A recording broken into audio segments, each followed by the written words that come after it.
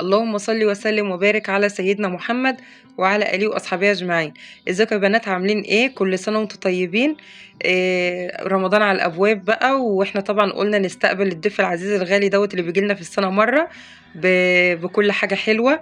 ما تنسوش بقى تصلوا على النبي وتحطوا اللايك قبل ما نبدأ الفيديو. اللهم صل وسلم وبارك على سيدنا محمد وعلى آله وأصحابه أجمعين.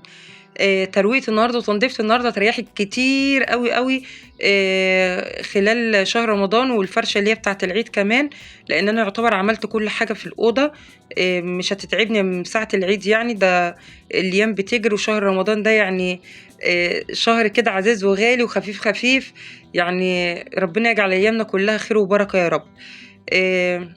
بصوا بقى بدأت بإيه. غيرت الفرش، قلت أشغل شلت الفرش، قلت أشغل الغسالة الأول، لأن أنا كنت محتاجة الأكياس الخضريات ديت على طول. فقلت أشغل الغسالة الأول عقبال ما أخلص الأوضة كده وتوضيب وتنظيف وكده يكون هما نشفوا.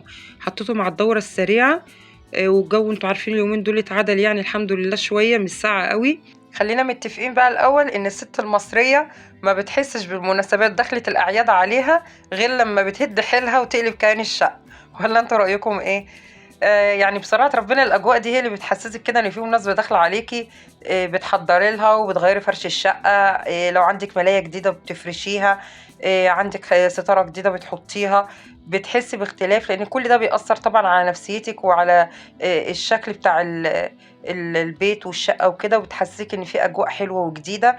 وأيا كان الظروف اللي انت محطوطة فيها لازم تغيري منها بنفسك علشان ما تأثرش عليكي. بصوا بقى، انا كنت شايله الستاير وغسلاها، كنت سايبه غير الستاره بس اللي هي البلاك اوت دي عشان تحجز الضوء. وزعفت الاوضه زعيفه حلوه زعيفه ايه بس. زعفتها يعني حلو. وابتديت بقى جبت شويه ميه، شفتوا الكيس اللي كان في ايديا دوت بريكس دوت، تحفه تحفه تحفه بمعنى الكلمه. الكيس دوت ب2 جنيه، والله لو اقول لكم سحر بجد. عمل معايا حاجات كتيره جدا، ريحه ونظافه بمعنى الكلمه. يعني انا لو هينفع ان انا اعمل له اعلان هعمل له اعلان. الكيس فعلا ب2 جنيه، بس حكايه يعني في منه كذا بكذا ريحه. يعني انا جايباه بريحه اللافندر. عملت بيه المراوح، عملت بيه الحيطان، عملت بيه الشبابيك. لمعت بيه الخشب، مسحت بيه الارضيه. بتعملي بيه الحمام، البوتاجاز. تدعكي بيه الحوض. بجد حكايه حكايه حكايه، ريحه ونظافه بمعنى الكلمه. وسعره كمان كان يعني رخيص جدا، يعني 2 جنيه مش حاجه. بس جميل يعني بصراحه ربنا.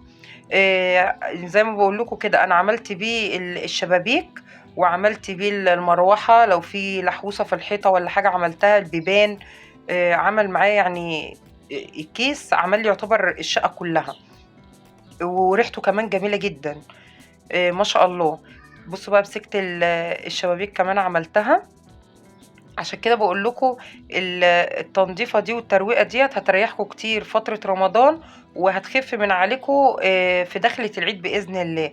يعني انا كده يعتبر خفيت من عليا حاجات كتير. خليت بقى الطبق كده معايا في الأوضة. أي لحوسة بتقابلني بعملها. مسحت بيها الشباك، ومسحت الباب، مسحت لو في لحوسة في الحيطة. وهعمل كمان بيها الشوفونيرة. يعني أنا دلوقتي في الجنب ده هخلصه وأعمل الجنب التاني. وخلصت طبعا المروحة أول حاجة. بصراحة المنتج جميل جدا، وحاجة كده سحر وريحة ونظافة مش قادرة أوصف لكم. وبعدين متبذليش مجهود، بيشيل معاكي اللحوسة على طول. بصراحة يعني. اكيد في كتير منكم عارفينه، بس انا ما كنتش اعرفه بصراحه. ماما هي اللي قالت لي عليه، جابته في مره بتاع المنظفات الدهوله، وقال لها ان هو حلو يعني وكده. وانا استعملته عندها وعجبني. فمن ساعتها وانا بستعمله. يعني بجيب على قد كده الكيس ب2 جنيه، بيقضي معايا الغرض يعني، والوقت اللي انا بنضف بيه او بمسح بيه. هعمل بيه كمان بقى الشوفونير. بصوا التراب، لما بغيب شويه عند ماما ساعات بروح اقعد عندها يومين ولا 3 ايام ولا حاجه. يعني انا كنت في الفتره ديت. كنت عندها لما جت من العمره، قعدت معاها بتاع 3 ايام كمان لما جت. فجيت لقيت الشقه بصراحه ربنا مليانه تراب. قلت ان اعملها بالمره علشان خاطر ايه دخلت رمضان. بصوا العفريت اللي في ايدي ده، اتاري عيالي كسرينها ولازقينها ولبسوها فيا، وانا فاكره ان انا اللي كسرتها، وقعت من ايدي اتكسرت. اتاريها كانت بتتلكك. وبعد كده اعترفوا بالحقيقه. عيالي دول دمار شامل، ما بيسيبوش حاجه غير اما بيكسروها عشان يعرفوا اللي جواها. هبدأ بقى في الجنب ده، انا خلصت الجنب التاني، هبدأ بقى في الجنب ده همسح بقى كده الشوفونيرة الترابيزة بتاعة التلفزيون وكده. بصوا دي يعني تخلي معاك الطبق كده والحتة بالمنظف، وتشم بقى ريحة النظافة والروقان والراحة النفسية بقى بعد النظافة دي. انا في اليوم ده ببقى عامله حسابي طبعا ان انا بيبقى عندي اكل علشان ما اضغطش نفسي. خلاص طالما انا نويت ان انا مثلا هروق او هنضف، ببقى عامله حسابي ان عندي اكل، مش هيبقى اكل وتنظيف في نفس اليوم، عشان يعني ايه ما يبقاش حد يتحيل بزياده. وخصوصا كمان ان في مدارس وبودي المدارس واجيب والدروس وكده، فيعني لازم انا اشيل جزء من عليا، ما يبقاش كله على دماغي في نفس اليوم. اللي بنهد حيلنا وكل حاجه، بس مش بالطريقه دي. فانا في اليوم ده كان عندي اكل، فقلت اعمل بقى الاوضه بتاعتهم هما الاول، وبعد كده ابقى اعمل الاوضه بتاعتنا. انا كده خلصت اهوت الحمد لله، وهكنس وابتدي بقى كمان امسح، وبقى كده خلاص. كمان قبل ما ابدا التصوير معاكم، قبل ما ابدا الفيديو، كنت عملت تحت السرير، طلعت كل الحاجه اللي تحت السرير وكنست ومسحت برضو ودخلتها، قلت عشان بالمره، لان دي بتبقى ايه، تنظيفه العيد او تروية العيد. آه، تحت السرير العادة بقيت الخزين بتاعي، وبقيت العزال بتاعي بتاع جهازي، فحطينه تحت السرير يعني. طلعته ونضفته من التراب وكنسته ومسحته، ورحت مرجعاه تاني مكانه. قلت بالمرة علشان ايه ما كركبش وبهدل الدنيا تاني قبل العيد. يبقى انا كده انا عملت الحمد لله الأوضة، قلبت عليها وطيها وقلبت كيانها ونضفتها من كل حاجة. قرب العيد بقى بتتمسح مسحة حلوة كده مع تلميعة خفيفة، وبفرش الفرشة بتاعة العيد إن شاء الله.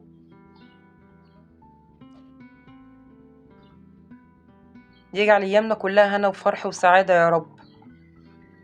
بصوا رقبتي كانت هتطير هنا، طلعت ونسيت، والمروحة كانت شغالة، كنت مشغلاها عشان أنشف الأرض.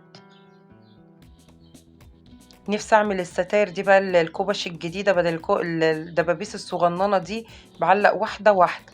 النظام اللي طالع الجديد دلوقتي، اللي هو العروة ذات نفسها أو الدورية ذات نفسها بتتخيط في قلب الستارة، بتشيل الماسورة وتقوم مركباها مرة واحدة كده، ولا تحطي دبابيس ولا تشيلي دبابيس.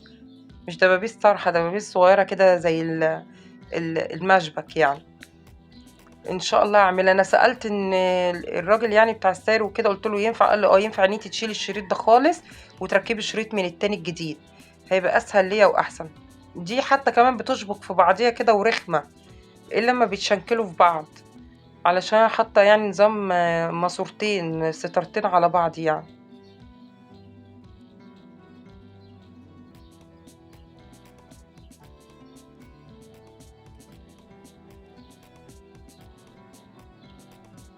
عايزه اقول لكم يعني ما وراء الكواليس، ياسين ويوسف بيساعدوني، بس هما مش ظاهرين معايا في الفيديو صراحه. اما بطلب منه طلب ساعدني او ناولني حاجه او كده، بييجوا بيساعدوني.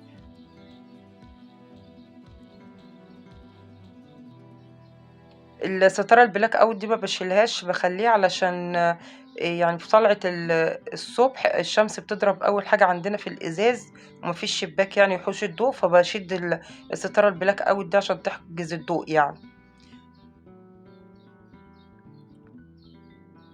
كده علقت الستاير وهفرش السجادة اهو، كده فاضل الملاية بس، والحمد لله المهمة تمت بسلام. بعد هدة حيل.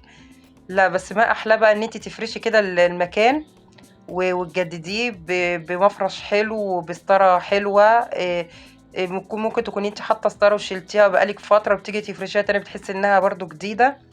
بتفرشي بلايه عندك مختلفه غير اللي انت كنت حطاها، بتحسي في تغيير كده يعني، بتحسي بانتعاش بعد التنظيف ده.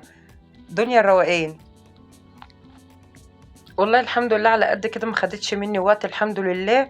يعني انا شلت الفرش على طول حطيته في الغسالة، ابتديت بالتلميع والترويق يعني من التراب وكده، مسحت كل التراب، وبعد كده كنست الارض ومسحتها، علقت الستاير، فرشت السجاد والمفارش. فالحمد لله يعني ما خدتش مني مجهود قوي. هي اصلا الاوضه صغيره ومحندقه الحمد لله يعني. ربنا يديم عليها نعمه وستر وفضله من عنده يا رب. هي بس امنيه حياتي ان انا اعمل الحيطه اللي ورا في ظهر السرير دي، مضايقاني جدا، مضايقاني والله من ساعه ما النطره جت شديده وبوظتها لي بالمنظر ده، وانا متضايقه منها. ان شاء الله ربنا يوسع علينا باذن الله وهنعملها. الخضروات هي كنت غسلتها ونشفت على طول وجيت وكيستها هي خلاص. كده بقى فاضل باذن الله الاوضه التانية ان شاء الله الفيديو الجاي هعمله برضو معاكم واوريهولكم، وتكون دخلة رمضان دخلة خير وبركة وفرج علينا جميعا يا رب. ربنا يزيح عننا همنا وحزننا يا رب، يبدله بالفرح والسعادة، ويديمها علينا نعمة وستر وفضل من عنده يا رب.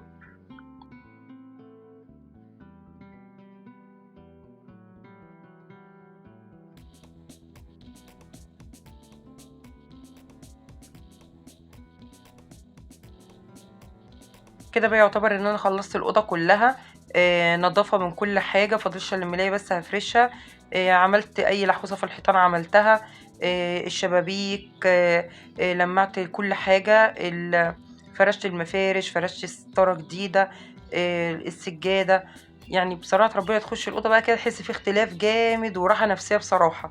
ما فاضلش بقى غير ان احنا نعلق الزينه بتاعتنا اللي انتوا شفتوها في الفيديو اللي فات دوت، زينه رمضان وفوانيس رمضان.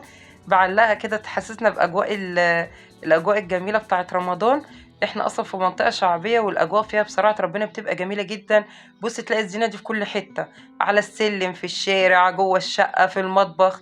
فربنا يديمها علينا نعمه وفضل يا رب من عنده، واللهم بلغنا رمضان لا فاقدين ولا مفقودين. كل سنه وانتم طيبين، يعود عليكم الايام بالف خير يا رب. يا رب يكون فيديو النهارده عجبكم.